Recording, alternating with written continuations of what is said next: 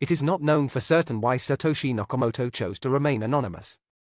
However, there are a few theories that have been proposed.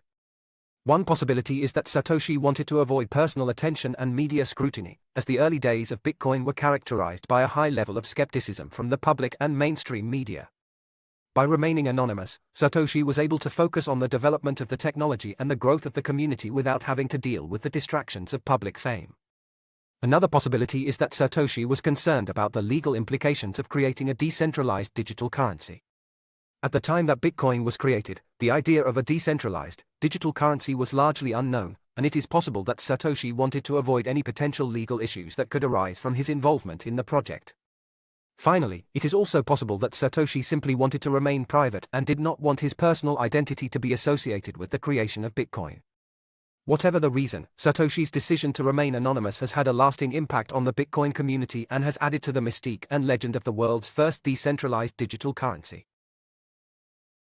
It is impossible to say for certain what the United States government would do if the creator of Bitcoin was revealed, as it would depend on a variety of factors and circumstances.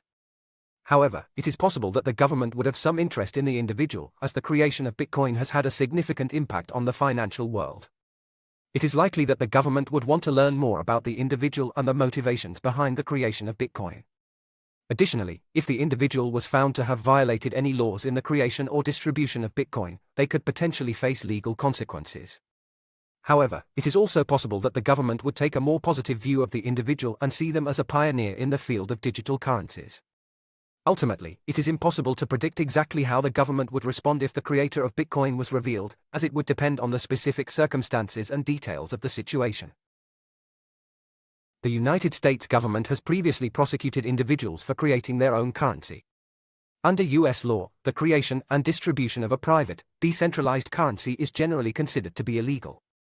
This is because the issuance of currency is a power that is reserved for the federal government, and the creation of a private currency can potentially undermine the government's control over the economy. As a result, the government has taken action against individuals who have attempted to create their own private currencies. For example, in 2014, the U.S. government prosecuted and convicted a man named Bernard von NotHaus for creating and distributing his own private currency called the Liberty Dollar. Bernard von NotHaus was found guilty of several charges, including conspiracy to commit counterfeiting, and was sentenced to 6 years in prison. Von NotHaus had created the Liberty Dollar in 1998 as an alternative to the US dollar, and had distributed it through a network of local currencies and precious metals dealers. However, the US government viewed the Liberty Dollar as a threat to the federal government's control over the economy, and took action against von NotHaus and his organization. After his conviction, von NotHaus appealed his sentence, but the appeal was ultimately unsuccessful. He began serving his prison sentence in March of 2015 and was released on parole in November of 2018.